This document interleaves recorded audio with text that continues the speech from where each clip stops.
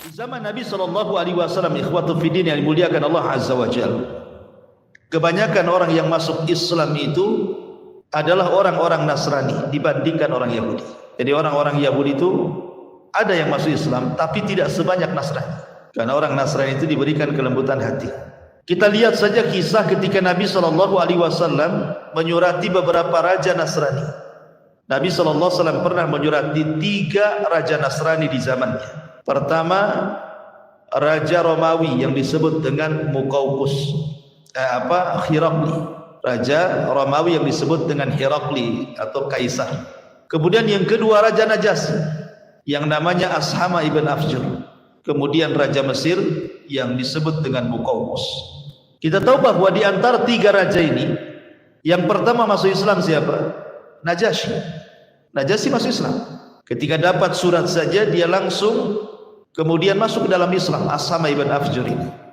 Dan baik Islamnya sehingga ketika wafatnya Nabi SAW mensalat gaibkan Raja Najasyi. Kemudian yang kedua, Raja Muqawqis. Raja Muqawqis, Raja Mesir ini, ketika Nabi SAW mengirim surat kepada Muqawqis, di mana isi suratnya Bismillahirrahmanirrahim, min Muhammad Rasulullah ilal Muqawqis adimul kibti, ila Muqawqis adimul kibti. Bismillahirrahmanirrahim, dari Muhammad ibn Abdullah dan Rasulnya kepada Muqawqis atau Muqawqis, pembesar Kibti, maksudnya Mesir. Kibti itu kabilah Fir'aun. Salamun ala man ittaba'al huda, keselamatan bagi siapapun yang mengikuti petunjuk. Amma ba'du, kata Rasul, fa inni ad'uka bida'watil Islam. Dalam surat ini aku suruhkan kepada engkau, hai Muqawqis, masuklah ke dalam Islam. Aslim taslam. Kalau engkau mau masuk Islam, maka balasannya yu'tikallahu ajraka marratain, maka Allah akan berikan kau 2 pahala. Kemudian Rasul SAW mengajak dengan menyebut atau mencantumkan ayat qul ya ahlal kitab ta'alau ila kalimatin sawa bainana wa bainakum alla na'budu illallah wa la nusyriku bihi syai'an wa la nattakhidu ba'duna ba'dan arbaba min dunillah fa in tawallaw faqulu asyhadu bi anna muslimun. Katakan ya Muhammad kepada ahli kitab Yahudi dan Nasrani itu, kemarilah bersatu kepada kalimat yang sama antara kami dengan kalian, tidak boleh menyembah kecuali kepada Allah dan tidak menyekutukan Allah dengan apapun. Ketika Muqawqis ini membaca surat ini, Muqawqis ini dia memuliakan suratnya Rasul, tidak seperti orang-orang Persia. Orang Persia dirobek suratnya Rasul, bahkan dibunuh yang membawa suratnya. Makanya Rasul murka kemudian mendoakan kehancuran Persia. Setelah didoakan Nabi SAW kehancuran Persia, maka tidak ada Persia sampai hari ini, bahkan sampai kiamat. Ya, kualat dengan doanya Nabi. Tapi Muqawqis ini, dia berdialog dengan pembawa surat yang ketika itu yang membawa surat adalah Hatib bin Abi Balta'ah. Jadi kata Muqawqis, kata Hatib bin Abi Balta'ah kepada Hatib ini, ya Hatib, ma mana'a sahibuka in kana nabiyyan an yad'u ala man akhrajuhu min biladihi fayusallitullahu alaihi musuh. Katanya Muqawqis ini kepada siapa? Hatib bin Abi Balta'ah yang bawa surat.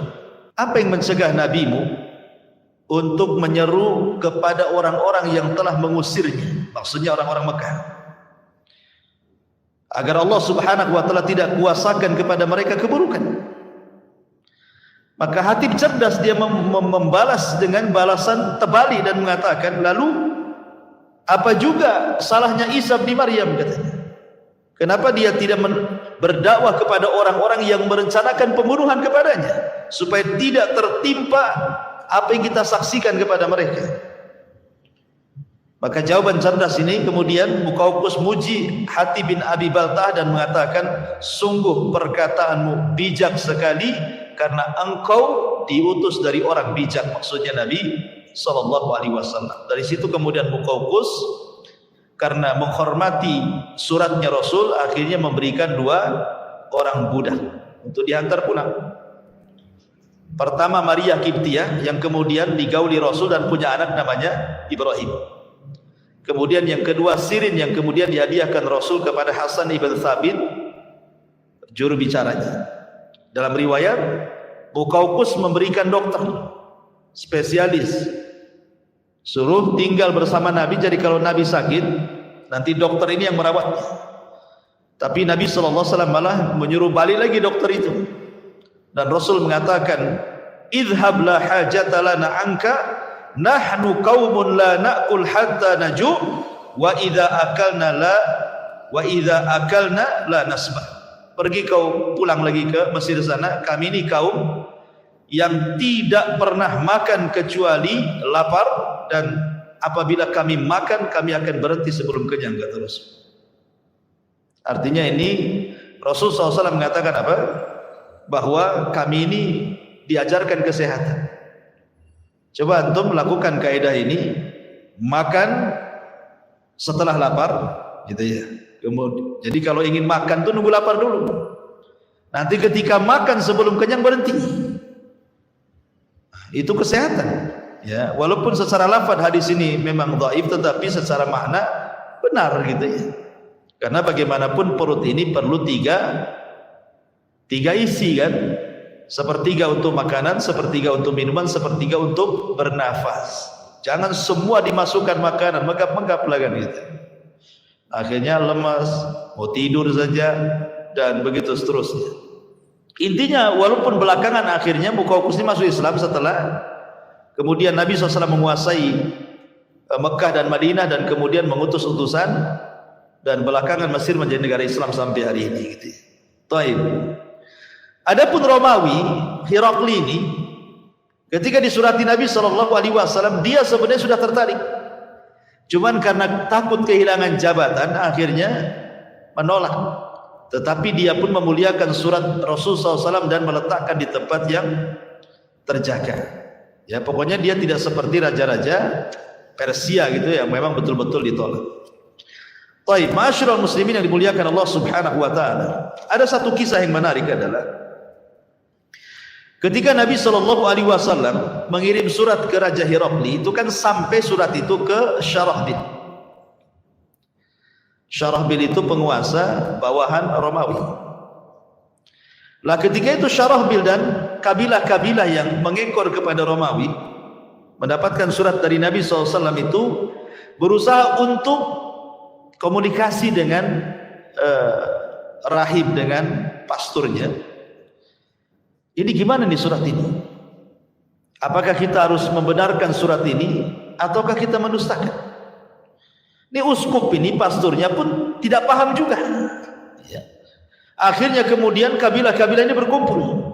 Bagaimana kalau kita datangi saja Muhammad itu, katanya. Akhirnya kemudian mereka datang kepada Nabi SAW. Ketika sampai di dekat Masjid Nabawi, mereka turun dan mengganti pakaian mereka dengan pakaian-pakaian indah, emas-emas, sutra-sutra. Ketika kemudian berjumpa dengan Rasul dan mengucapkan salam, Rasul kemudian berpaling begitu saja. Jadi orang-orang Nasrani ini bingung. Dan ini perjumpaan Nasrani pertama dengan Nabi. Ya, orang-orang Nasrani pertama berjumpa dengan Nabi, ini kisahnya. Jadi orang-orang ini ngomong sama Abu Bakar, sama Umar dan sahabat, gimana sih Muhammad itu? Dia yang kirim surat ke kami, ketika kami datang kok dia pergi, katanya. Maksudnya apa kan gitu ya? Akhirnya kemudian mereka bertanya kepada Ali bin Abi Thalib radhiyallahu anhu dan mengatakan, Rasul itu bukan tidak mau berjumpa dengan kalian. Masalahnya kalian itu menggunakan sutra dan emas. Kalau kalian kembali ke tempat kedatangan kalian, ganti lagi baju kalian dengan baju safar kalian, tidak perlu megah seperti ini. Pasti dia akan menemui kalian. Akhirnya kemudian orang-orang Nasrani ini balik ke tempat mereka datang, diganti lagi dengan pakaian safar, baru menghadap Rasul. Betul, Rasul menerimanya. Akhirnya kemudian setelah berjumpa dengan Nabi SAW, mereka bertanya kepada Nabi SAW soal siapa Isa. Ya Muhammad, ma taqulu fi Isa? Hai Muhammad, pendapat kamu tentang Isa itu apa? Maka Nabi SAW mengatakan, tunggu dulu, jawabannya besok. Akhirnya kemudian mereka menginap satu malam. Setelah besok mereka datang lagi kepada Rasul, kemudian bertanya lagi, mana jawabannya? Maka Nabi SAW kemudian membacakan ayat inna mathala Isa kamathali Adam khalaqahu min turab. Allah mengatakan sesungguhnya permisalan Isa itu sama dengan Adam. Allah ciptakan Adam dari tanah. Tsumma yaqulu lahu kun fayakun.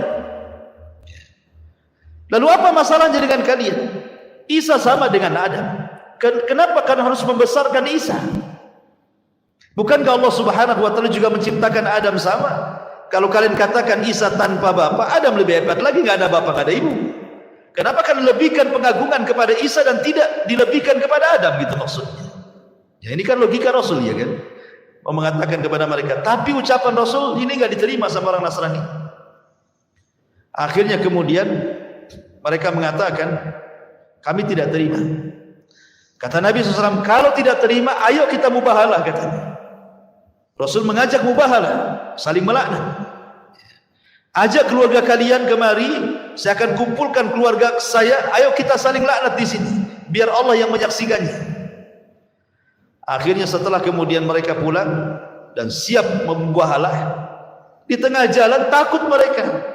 Gimana ya kalau nabi-nabi, kalau memang dia benar-benar nabi, celaka kita, katanya. Akhirnya balik lagi, tidak mau mereka. Ya. Enggak mau dan mengatakan, ya Muhammad, kami tidak jadi mubahalah, katanya. Sudah, sekarang apa yang kau mau?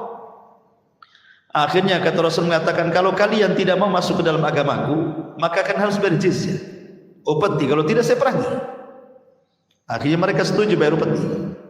Kemudian mereka pulang. Di tengah jalan uskup ini, pendeta ini dengan saudaranya bertengkar.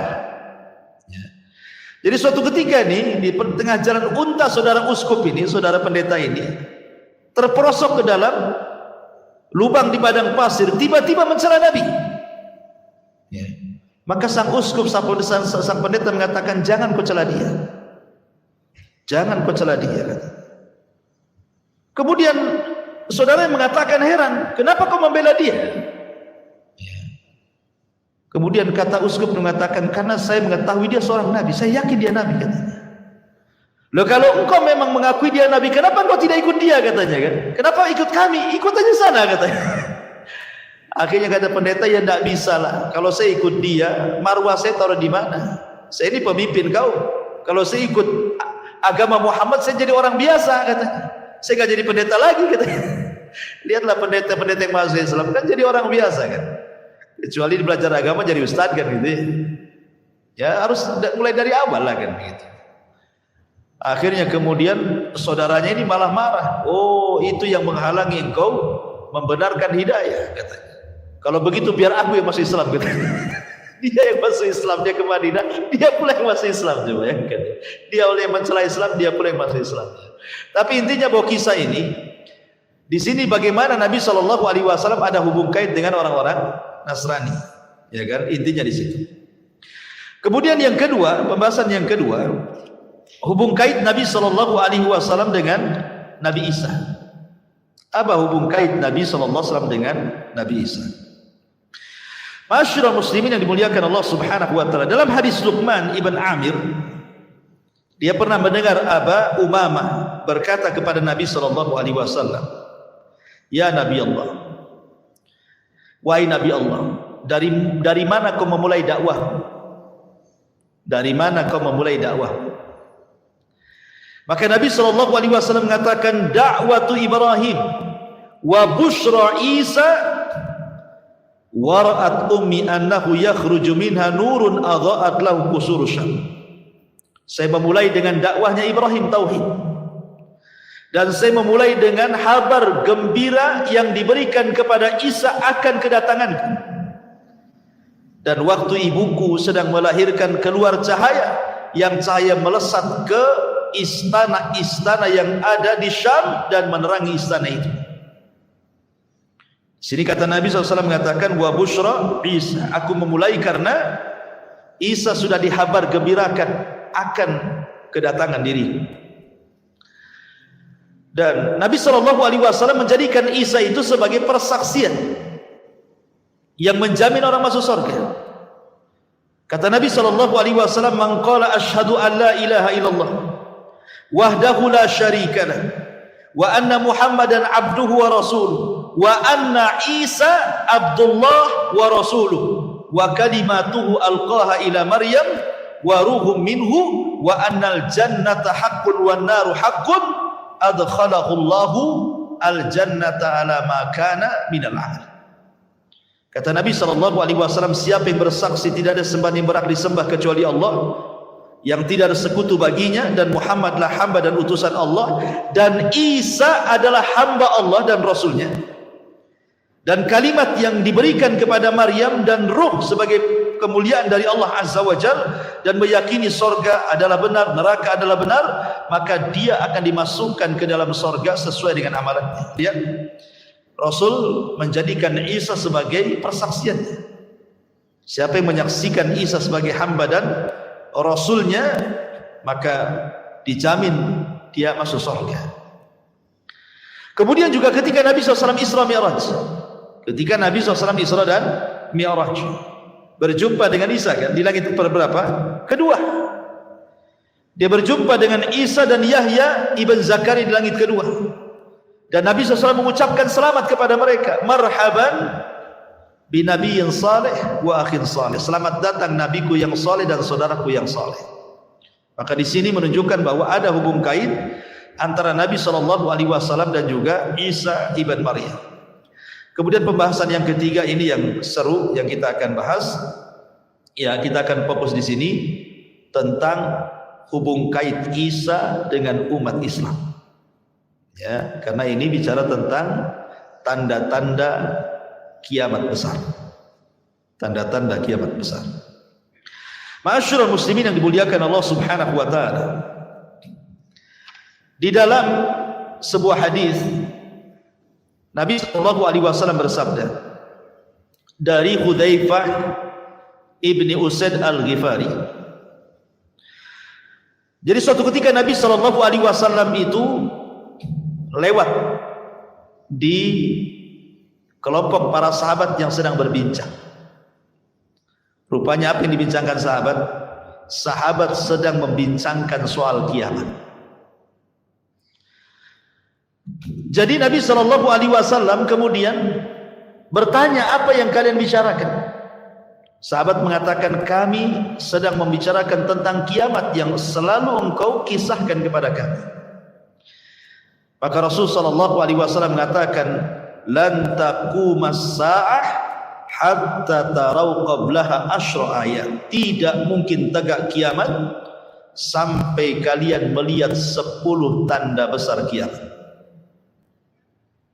Kemudian Nabi SAW menyebutkan adanya dukhan, dajjal, binatang yang melata yang bisa bicara, keluarnya matahari dari arah barat, turunnya Isa bin Maryam, keluarnya Ya'juj dan Ma'juj, dan 3 gempa yang berturut-turut dari arah timur, barat, dan jazirah Arab, dan terakhir keluar api yang keluar dari Adan Yaman yang akan menggiring manusia sampai ke Syam.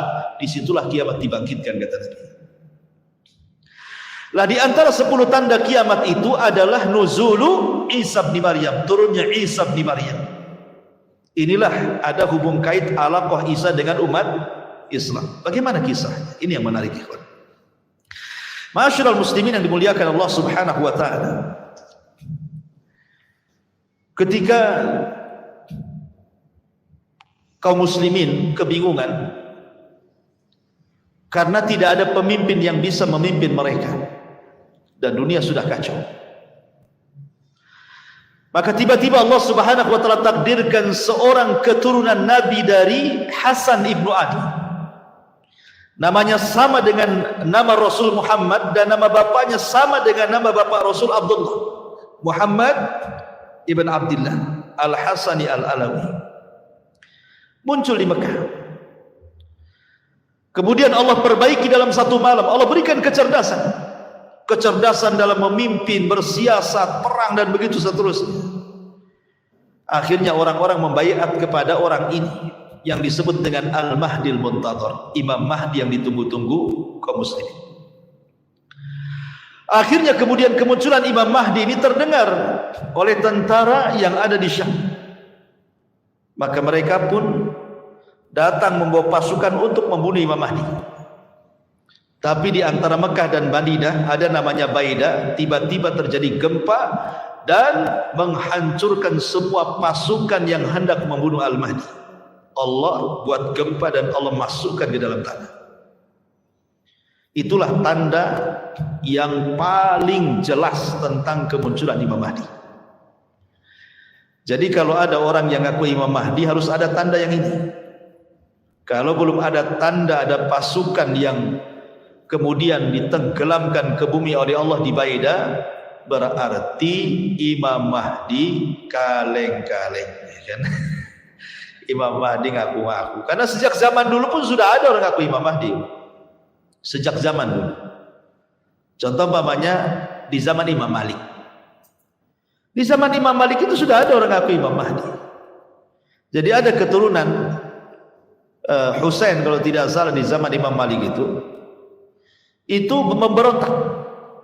Namanya Muhammad ibn Abdullah juga, ya, memberontak kepada kerajaan Umayyah, kerajaan Abbasiyah. Dan orang-orang mengira bahwa itu Al-Mahdi. Lah kebetulan Imam Malik itu berfatwa, yang fatwanya bicara tentang talak. Apakah talak yang dipaksa itu jatuh atau tidak jatuh? Pamannya, saya pegang pistol, saya todongkan ke kepala antum, ceraikan istrimu, kalau enggak saya ledakan kepalamu. Paksalah antum ceraikan istri. Pertanyaannya, talak yang dalam kondisi antum ini dipaksa seperti ini sah atau tidak? Gitu maksudnya. Maka Imam Malik mengatakan tidak sah, karena dipaksa, nggak boleh talak itu dipaksa, ya kan? Lah fatwa Imam Malik dipelintir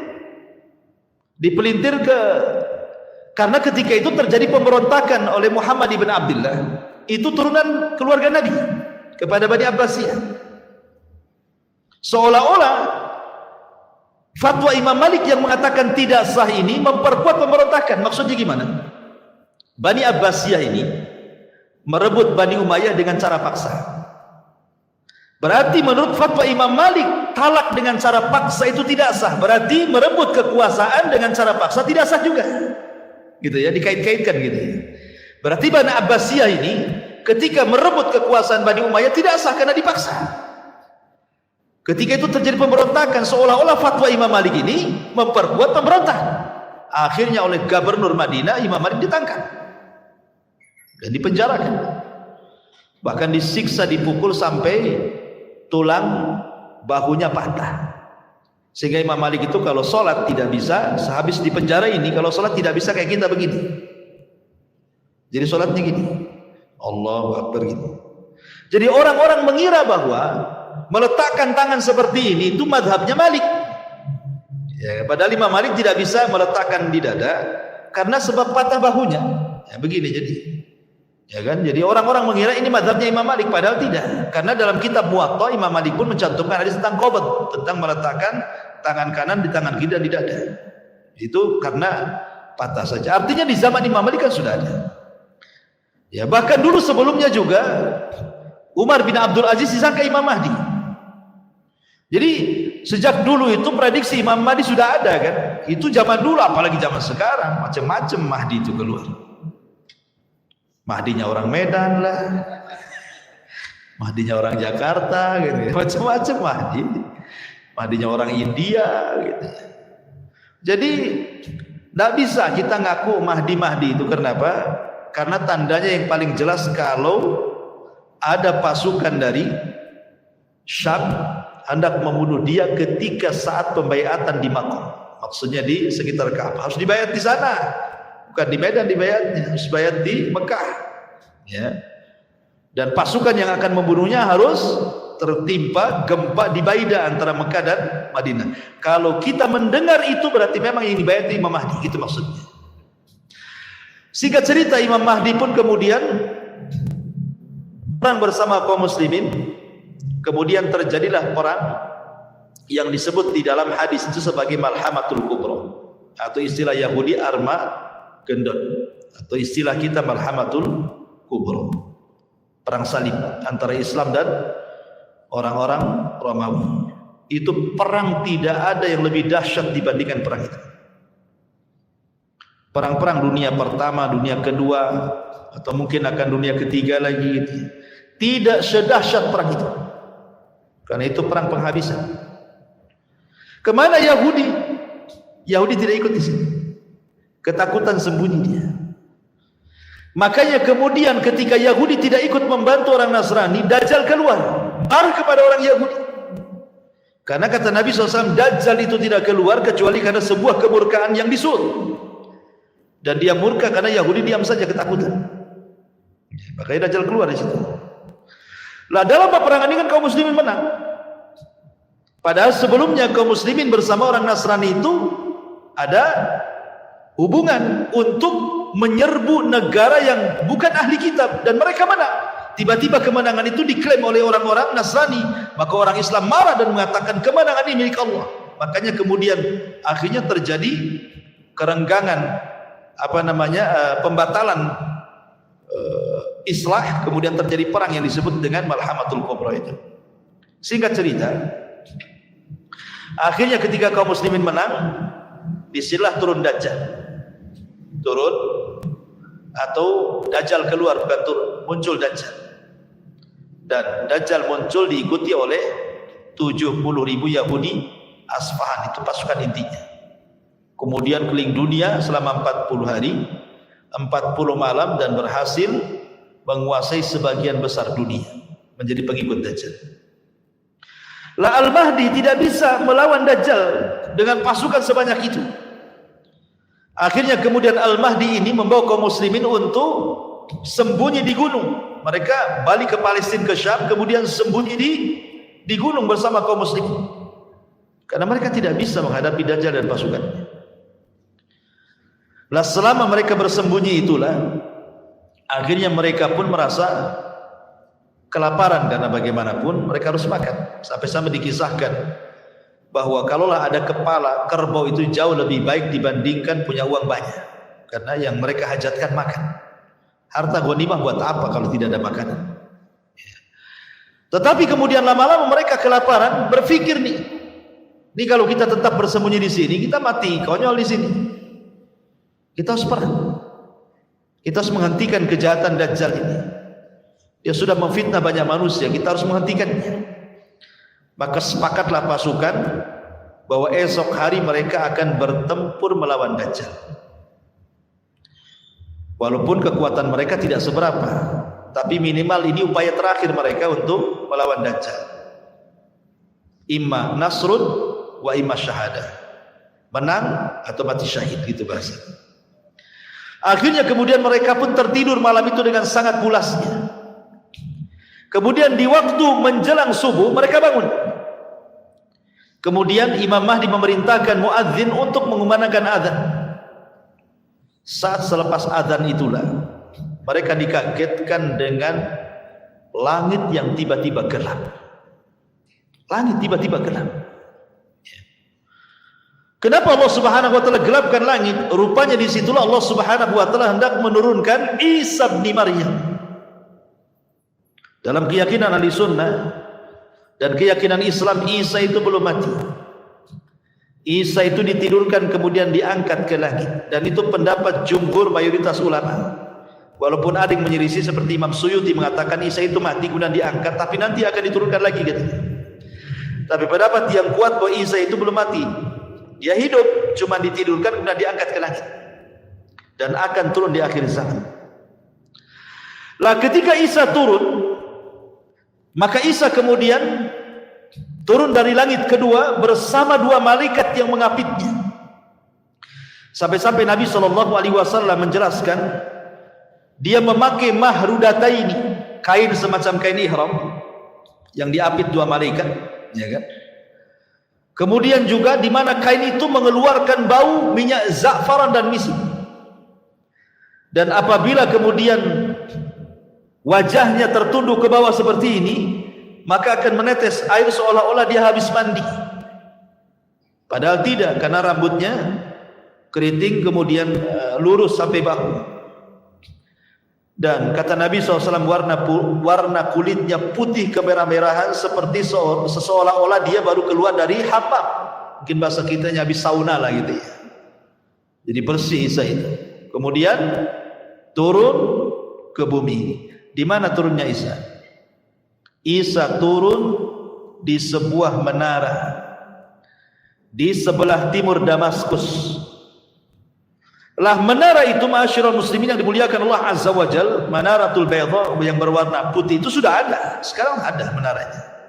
Ada di pasar. Ya, di pasar itu ada menara dan itu sudah umurnya sudah ratusan tahun.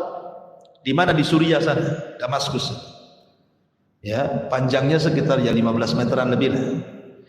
Di mana Isa itu akan turun di situ. Kemudian setelah Isa turun, maka Isa akan memakaikan baju perangnya.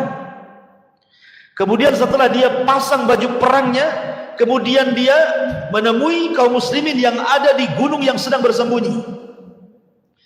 Ketika kemudian kegelapan itu hilang, maka mereka melihat di hadapan mereka adalah ruh Allah, ada Isa bin Maryam. Kenapa mereka mengenal Isa? Ya dari ciri-ciri yang disampaikan Nabi akan tentunya. Wah, ini adalah Isa. Maka kemudian Isa bin Maryam pun mulai mengusap wajah-wajah dari kaum muslimin yang tersisa yang ada di atas gunung itu. Kemudian Isa bin Maryam menyebutkan tentang derajat mereka di surga. Subhanallah. Beruntunglah orang-orang yang diusap mukanya oleh Isa, karena Isa menyebutkan tentang derajat mereka di surga. Setelah itu kemudian qomat pun dikumandangkan. Maka Imam Mahdi meminta Isa untuk menjadi imam.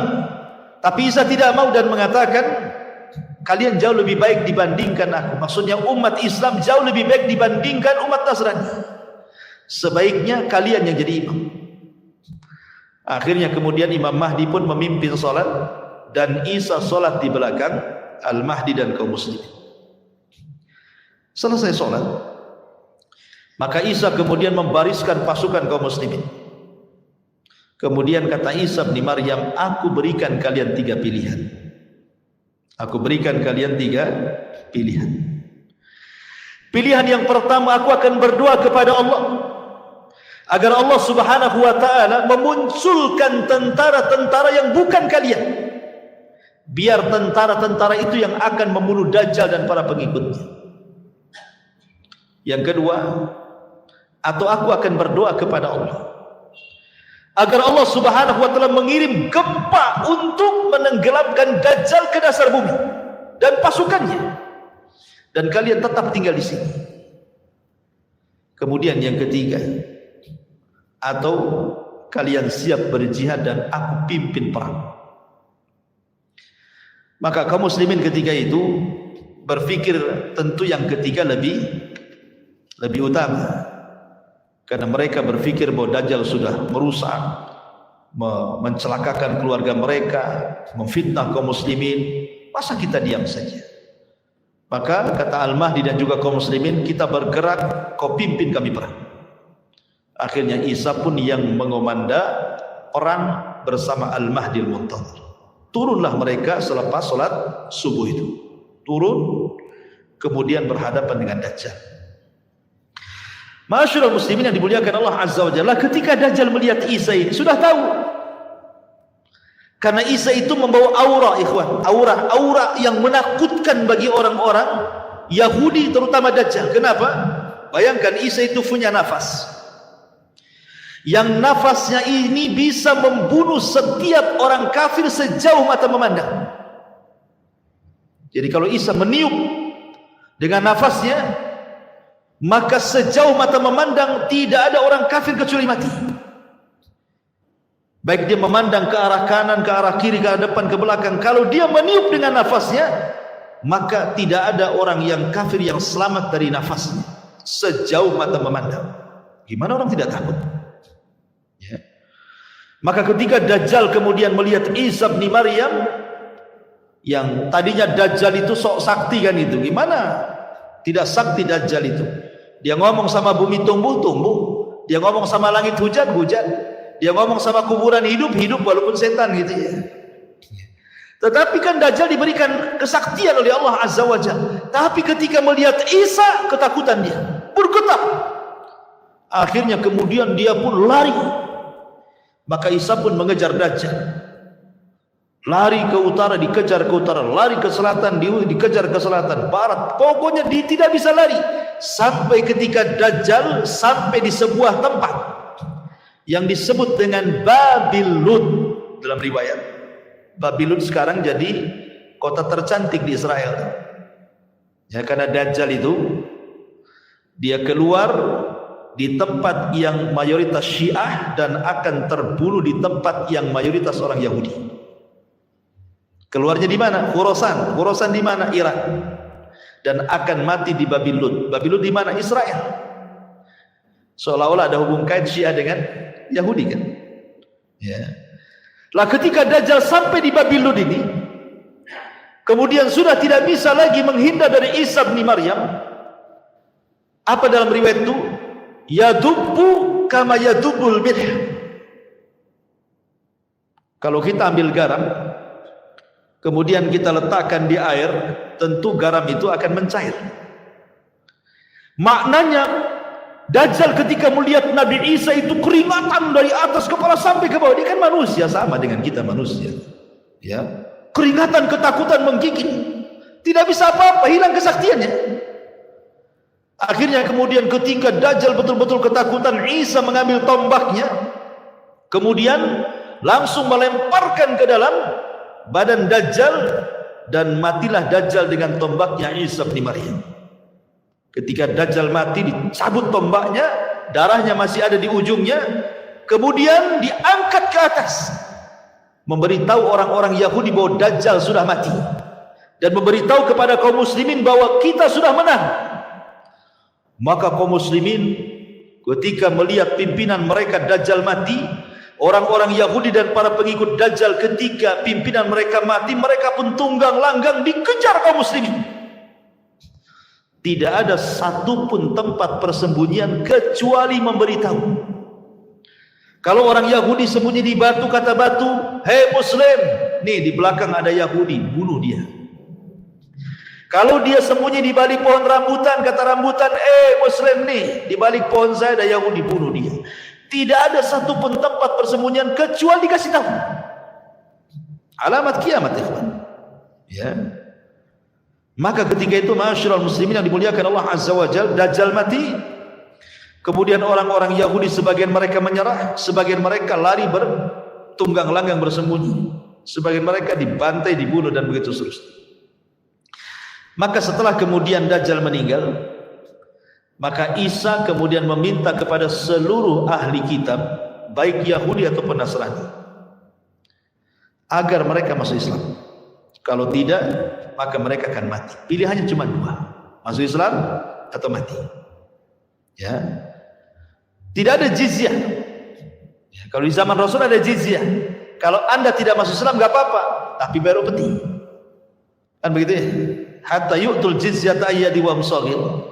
Tetapi di akhir zaman tidak ada lagi jizyah. Makanya dalam riwayat, di antara Muhammad Isa itu, di antara tugas Isa selain membunuh Dajjal adalah meletakkan jizyah. Tidak ada lagi jizyah, tidak ada lagi upeti. Yang ada cuma dua pilihan, masuk Islam atau mati. Dari situlah tidak ada satupun ahli kitab kecuali masuk Islam. Tidak ada satupun ahli kitab kecuali masuk Islam. Dan ini disyaratkan dalam Al-Quran, wa in min ahlil kitab illa la yu'minanna bihi qabla mauti. Dan tidak ada satupun ahli kitab kecuali akan beriman kepada Islam lewat Isa sebelum kematiannya. Semua masuk Islam. Ya. Lah ketika kemudian semua masuk Islam, apa yang terjadi? Walau anna ahlal qura amanu wattaqau la fatahna alaihim barakati minas sama'i wal ardh. Kan begitu. Kalau penduduk negeri itu beriman dan bertakwa, maka berkah dari langit dan dari bumi Allah buka selebar-lebarnya. Ketika bumi tidak ada orang kafir, semua muslim, apa yang terjadi?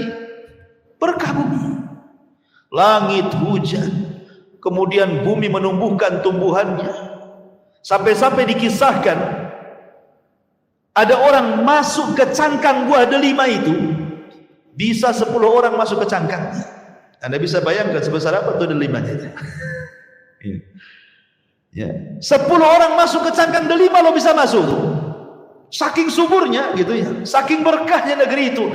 Makanya Rasul mengatakan, tuba, keberuntunganlah bagi orang-orang yang hidup di saat Isa bin Maryam hidup di akhir zaman. Karena nggak ada orang kafir semua Islam, ya otomatis kan berkah semuanya, langit bumi berkah. Ma'asyiral muslimin, sampai dijelaskan, sampai tidak ada satupun binatang buas yang kemudian memangsa hewan lainnya. Jadi umpamanya kambing dengan harimau berkawan, gitu maksudnya. Singa dengan unta berkawan, nggak ada hasad-hasadan itu, nggak ada gitu. Sampai seperti itu gitu loh. Ya, sampai hewan-hewan buas dengan hewan jina itu bersahabat. Saking berkahnya ketika Isa itu diutus oleh Allah Azza wa Jalla, diturunkan ke bumi. Itu setelah meninggalnya Dajjal. Tetapi apakah kemudian berlangsung lama? Tidak juga. Rupanya setelah fitnah Dajjal ini, ada fitnah yang jauh lebih dahsyat lagi. Mereka sedang enak-enaknya dapat berkah, ya kan? Hidup tenang, hidup nyaman, berkah di mana-mana. Tiba-tiba muncul alamat kiamat yang ketiga. Munculnya Ya'juj dan Ma'juj. Tiba-tiba benteng yang pernah dibangun Dzulqarnain itu jebol. Padahal setiap hari Ya'juj dan Ma'juj itu melobangi benteng itu. Ya. Apabila sudah terlobangi, kemudian pimpinannya mengatakan besok lagi. Nanti malam kita istirahat, besok lagi kita lanjut gitu. Kalau besoknya lagi ke tempat yang digali, sudah nggak ada itu galiannya. Kembali nutup tanahnya. Setiap hari seperti itu. Tetapi kata Nabi SAW, nanti diilhamkan oleh Allah Azza wa Jalla kepada pemimpin Ya'juj dan Ma'juj mengatakan insya Allah. Sebab kata insya Allah inilah lubang itu jebol. Apa kata pimpinan Ya'juj dan Ma'juj? Nahfiru ghadan insya Allah. Besok kita gali lagi insya Allah. Gara-gara insya Allah ini, besoknya lubang itu tetap utuh dan tidak kembali. Mereka gali lagi sampai akhirnya mereka berhasil melobangi benteng Dzulqarnain.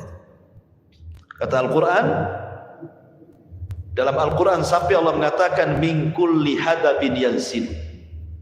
Jadi keluarnya Ya'juj dan Ma'juj dari lubang itu seperti air yang tumpah dari ketinggian, saking banyaknya.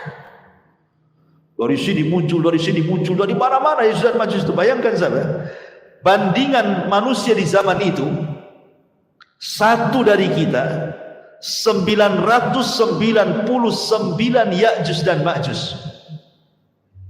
Jadi kalau kita kelahi dengan Ya'juj dan Ma'juj itu, antum satu orang melawan 999 Ya'juj dan Ma'juj, menang nggak antum? Akan menang 10 orang aja. Kau antum mau 999 pula kan gitu ya, 1000 dikurangi 1, ya nggak mungkin menang.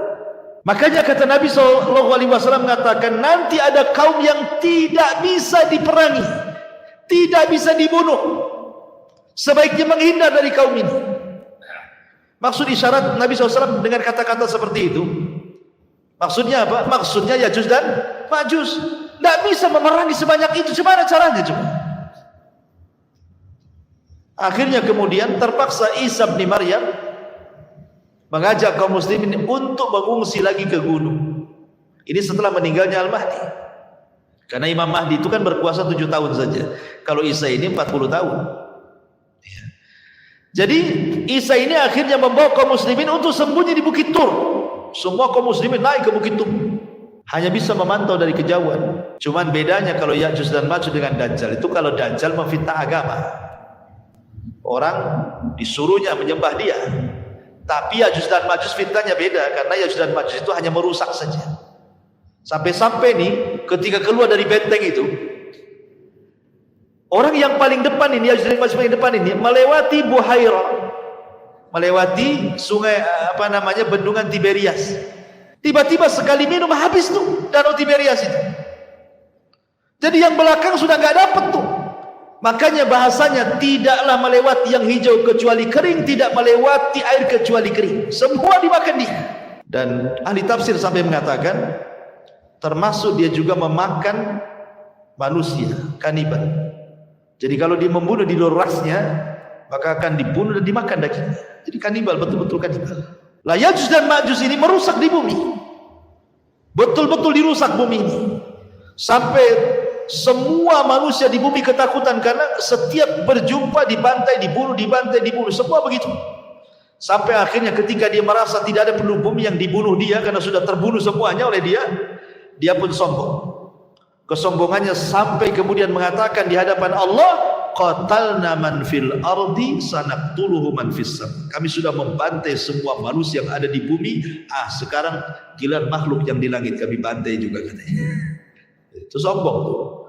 Akhirnya mereka pun mengarahkan panah, tombak, kemudian dilesakkan ke langit. Subhanallah, Allah sedot panah dan tombak itu sampai di balik awan. Wa makaru makran wa makarna makran wallahu khairul makirin. Silakan kau buat makar. Allah punya makar sendiri. Dan sebaik-baik makar adalah makar Allah. Akhirnya panah itu tidak kembali lagi. Tombak yang dilempar tidak kembali lagi. Sudah nggak nampak di balik awan itu.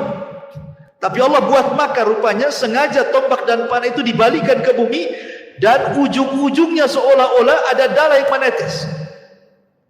Jadi seolah-olah mereka sudah membantai yang di bumi dan yang di langit gitu maksudnya. Pada itu makarnya Allah, dibalikan lagi senjatanya. Ketika kemudian mereka makin sombong, maka Allah la yuhibbul mutakabbirin. Allah tidak suka dengan orang yang sombong. Maka Isa berdoa kepada Allah Azza wa Jalla, melihat kerusakan semakin rusak. Akhirnya Isa berdoa kepada Allah. Allah Subhanahu wa taala azab Ya'juj dan Ma'juj dengan cara apa? Dengan cara dikirim naghaf. Naghaf itu seperti dun, ulat kecil, ya kan? Jadi saat Ya'juj sedang tertidur, tiba-tiba di masing-masing tengkuk Ya'juj dan Ma'juj ada ulat yang menggigit dan masuk ke kepalanya. Itulah yang membunuh Ya'juj dan Ma'juj. Anehnya lagi, satu mati semua. Bukan ini dulu mati, besok ini enggak. Ya, kayak matikan kontak listrik. Pamanya ini listrik satu Al-Fajr ini cuma satu stop kontak gitu. Sekali mati ya mati semua gitu maksudnya. Serentak matinya itu. Subhanallah, bayangkan ya. Kuasa Allah ya. Serentak matinya. Hari itu mati semua Ya'juj dan Ma'juj. Anda bisa bayangkan kalau jumlah Ya'juj dan Ma'juj satu dibanding 999, sebanyak apalah bangkai Ya'juj dan Ma'juj yang ada di bumi itu? Tentu tidak ada satu jengkal di bumi kecuali ada bangkainya kan? Makanya kemudian Isa berdoa lagi untuk supaya Allah membersihkan bangkai-bangkainya. Turunlah kemudian burung-burung sebesar unta, kemudian melempar jasad-jasad itu entah berantah kemana, ke laut mana, sampai betul-betul bersih. Namun ada sisa-sisanya. Karena yang ketiga itu yang paling beruntung apa? Hewan-hewan pemakan daging. Dengan jasadnya, bangkainya, Ya'juj dan Ma'juj yang paling untung hewan-hewan pemakan daging kan. Banyak makanannya dia. Di mana-mana Ya'juj dan Ma'juj kan gitu. Sehingga sisa-sisa mungkin darah kering itu masih banyak di bumi ini. Makanya kemudian Isa berdoa ketiga kalinya agar Allah menurunkan hujan dan menghempaskan sisa Ya'juj Ma'juj dimasukkan ke dalam air lautan. Lah betul-betul akhirnya bersih bumi itu. Akhirnya kemudian Isa pun turun bersama kaum muslimin, kemudian sempat melakukan haji dan umrah, dan selepas itu kemudian meninggal dunia. Adapun apakah Isa menikah atau tidak, ini masalah khilaf para ulama, dan pendapat yang kuat tidak menikah. Walaupun tidak menafikan, ada yang berpendapat bahwa Isa menikah dan punya anak. Namun apa hikmahnya, pertanyaannya? Kenapa Isa diturunkan? Untuk apa diturunkan itu? Dan kenapa mesti Isa? Bukankah para nabi banyak? Kenapa tidak Ibrahim saja turun? Kenapa tidak Adam saja turun? Kenapa tidak Nuh saja turun? Kenapa mesti Isa yang turun, itu maksudnya? Sebagian para ulama menjawab bahwa karena Nabi Allah Isa alaihi salatu wasallam dihabarkan kepadanya tentang akan kelahiran sosok Nabi akhirul zaman dan umatnya sebaik-baik umat. Maka Isa berdoa kepada Allah agar menjadi umat Nabi. Makanya Isa diturunkan karena dia berdoa ingin menjadi umat Nabi. Makanya Isa ketika turun di akhir zaman bukan hanya seorang nabi tetapi sahabat Nabi. Kenapa disebut sahabat Nabi? Karena dia berjumpa dengan Nabi. Apa definisi sahabat? Manusia yang berjumpa dengan Nabi, beriman dengan Nabi, mati di atas agama Nabi. Itulah Isa. Berjumpa dengan Nabi saat Isra Mi'raj. Ya.